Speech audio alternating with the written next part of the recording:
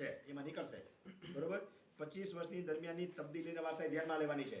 એથી જૂનો રેકર્ડ ધ્યાનમાં લઈને તમને જે મુજરા કરાવે છે કરાવી વેગાશે નહીં. આમાં ચોખ્ખી જોગવાઈ 25 વર્ષનો પેલા કટ ઓફ ડેટ આપી દીધી ખબર છે ને 6/4/1996.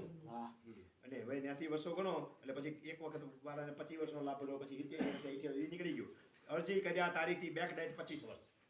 તમારે જો કોઈ તૂટતી ખાતેદારીનો કંઈક લોચાનો પ્રશ્ન છે તો તમે 5 દી ઘટે છે તો 5 દી ઉભા રહી જાઓ, 2 મહિના ઘટે તો 2 મહિના ઉભા રહી જાઓ, એટલે તમારા વર્ષો પૂરા થઈ ગયા ને. બેક કેટલું જવાનું છે?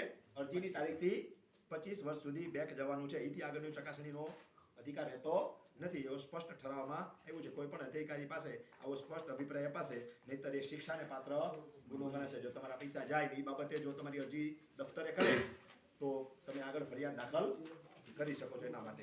અને તો એ ઇવેન્ટ થાય તમારે ફરીવાર પૈસા નહીં ભરવા પડે, તમને RTO મળે એમાં જો તમે જીતો તો, તમે સાચા હો તો આ એક સારો વિષય છે. આની બધું બહુ ડિટેલમાં નથી જવું આપણે, કારણ કે આપણી પાસે ઘણા બધા